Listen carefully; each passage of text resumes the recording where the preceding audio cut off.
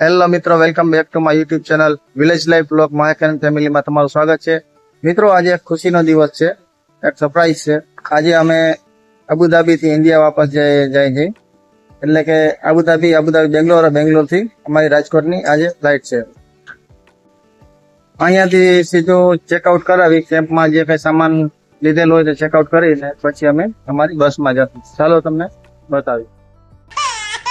અરે પણ વિદેશથી મારો ભાઈબંધ ટેસ્લા ગાડી લાવ્યો ને એને તો ચાલુ કરતાય નથી આવડતી. મને કે હાલો આપણે બંગાળની ખાડીમાં આંટો મારવા જાવી. પછી મારા ભાઈબંધે ટેસ્લા ગાડીને અવળી આંટિયા ઉપાડી લટપટ લટપટ લટપટ લટપટ લટપટ મજા આયા. અને પારસભાઈ મારો પાકો ભાઈબંધ, મેં કીધું અત્યારે તું ટેસ્લા હાંકી લે, બંગાળની ખાડી આવે ને પછી મને હાંકવા દેજે.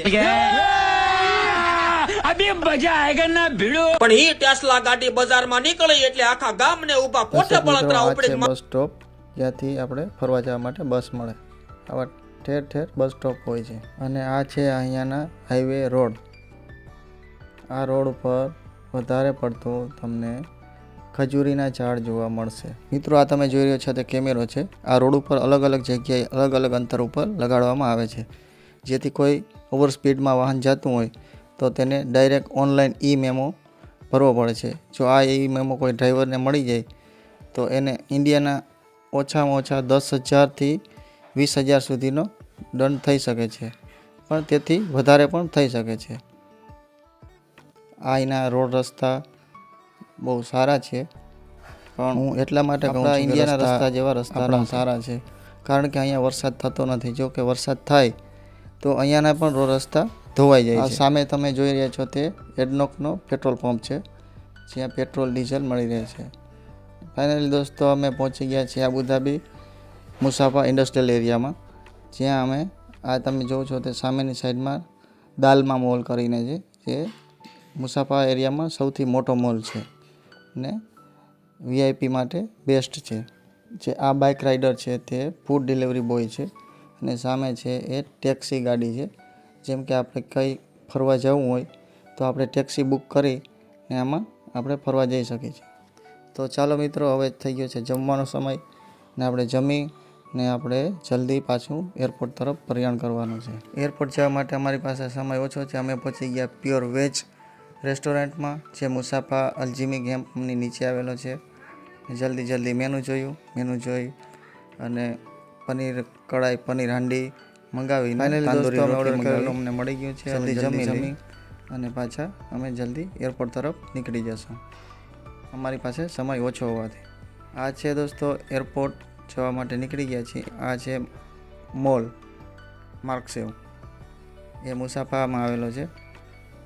અને દોસ્તો, રસ્તામાં આગળ જતાં એરપોર્ટ રસ્તા પર આવે છે અલ રહા બીચ, તે પણ જ્યાં જોરદાર વ્યૂ છે, ત્યાંનો પણ ખૂબ સરસ વ્યૂ છે. આ ગોળ તમને જે જોઈ રહ્યા છો તે છે હોટલ છે, એ બીચ આગળ છે, બીચની બાજુમાં અલ રહા બીચ. મિત્રો, આ રોડ ઉપર ચાલતી ગાડીઓ એ ઓછામાં ઓછી 80થી 120ની સ્પીડ પર ચાલતી હોય છે, કારણ કે આ હાઈવે રોડ છે. બસની સ્પીડ 80 છે. મિત્રો, ફાઇનલી અમે પહોંચી ગયા એરપોર્ટ. આ તમે જોઈ રહ્યા છો તે અબુધાબી ઇન્ટરનેશનલ એરપોર્ટ ટર્મિનલ એ છે, જે નવો એરપોર્ટ છે. તે કંઈક આ રીતનો બનાવટ છે, બહુ સુંદર અને રળિયામણો છે.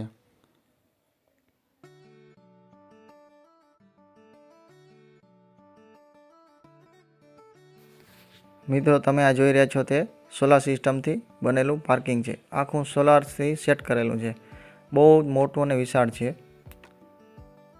આ છે અબુધાબી ઇન્ટરનેશનલ એરપોર્ટ ટર્મિનલ એ નો નજારો ખૂબ જ સરસ છે.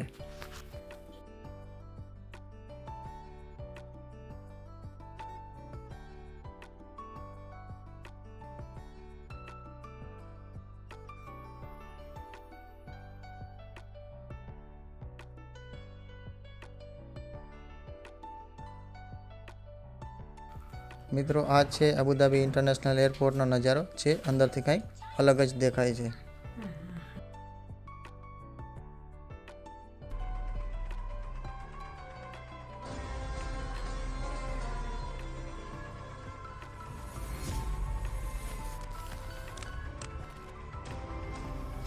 મિત્રો આ તમે જોઈ રહ્યા છો તે લિફ્ટ છે, જે આપણને ઉપર અથવા નીચે જવા માટે મદદરૂપ થાય છે.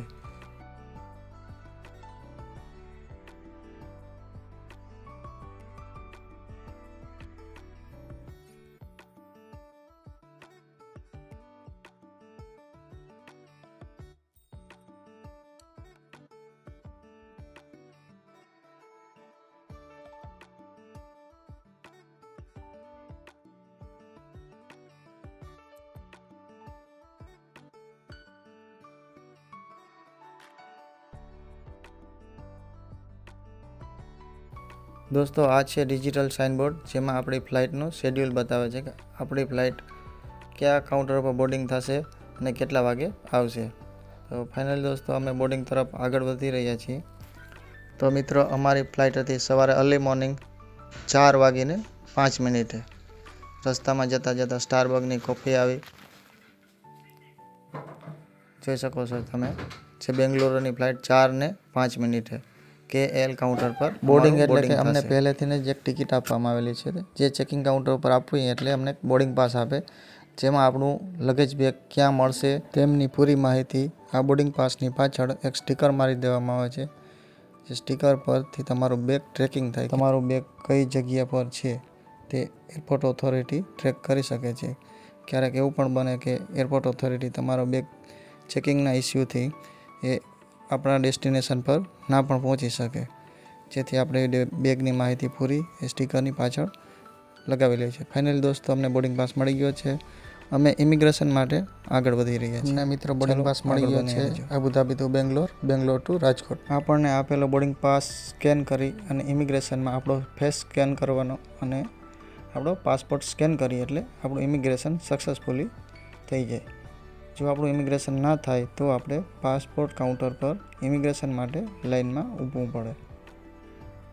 તો દર્શક મિત્રો આ છે Abu Dhabi international airport terminal A.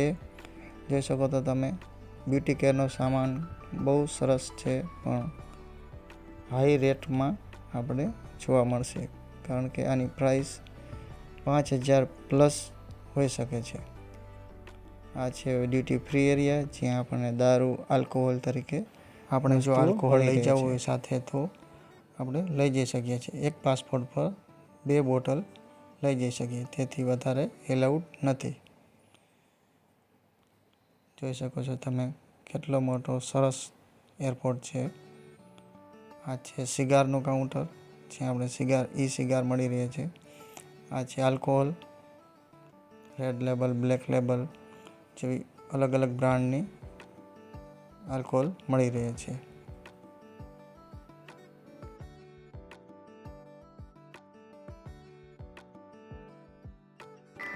આ છે ક્લોથિંગ કાઉન્ટર, જ્યાં કપડાં હાઈ રેટમાં મળે છે. આ છે ઊંટ, સરસ મજાનો, પણ આને સેલ કરવા માટે એરપોર્ટમાં રાખેલો હોય છે. આની પ્રાઇસ બહુ વધારે હોય છે. આપણને એમ થતું હોય કે આ ડેકોરેશનમાં છે, પણ ના, એવું નથી હોતું. આ વેચાણ માટે છે. જો આની પ્રાઇસ 14,96,250 જેમની કિંમત છે.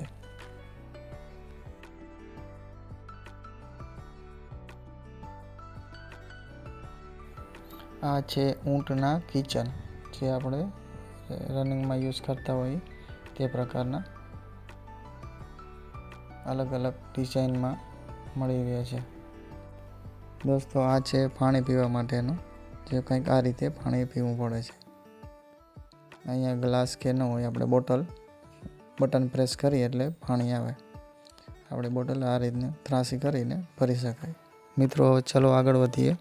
અમારું flight boarding number D46B gate પર જવા નીકળીએ છીએ. ચાલો મિત્રો, તો અમારી ફાઇનલી ફ્લાઇટ આવી ગઈ છે. તો ચાલો તમને ફ્લાઇટનો વ્યૂ બતાવીએ.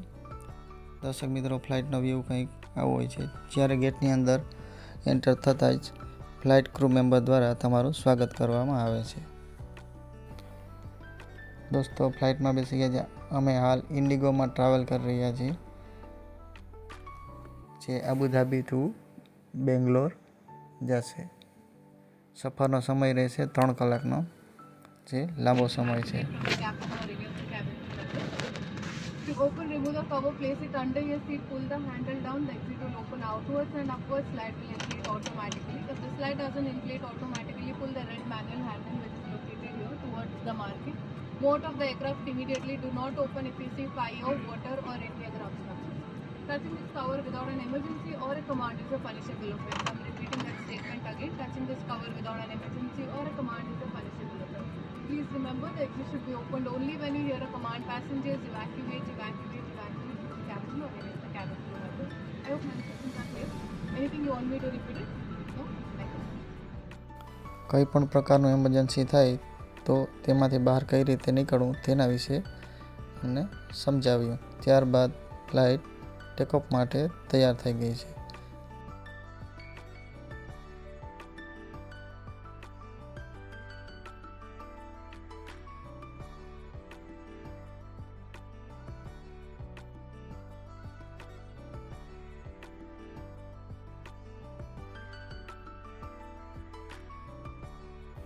આ દ્રશ્ય છે અબુધાબી ઇન્ટરનેશનલ એરપોર્ટ ટર્મિનલ એ.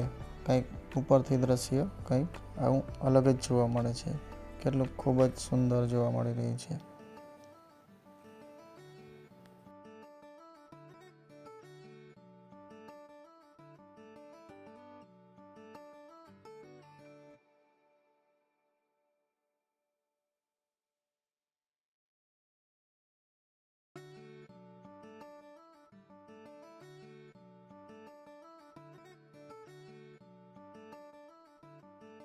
આ સફરને અહીંયા જ પૂરો કરી છે. Abu Dhabi to Bangalore, part 2 Bangalore to Rajkot. Thank you for watching.